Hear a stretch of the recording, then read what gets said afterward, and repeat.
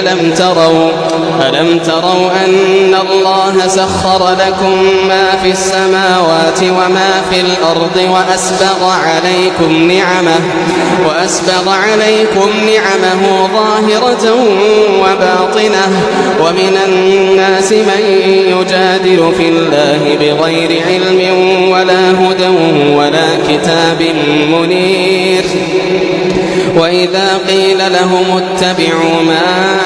أنزل الله قالوا بل نتبع ما وجدنا عليه آباءنا أولو كان الشيطان يدعوهم إلى عذاب السعير ومن يسلم وجهه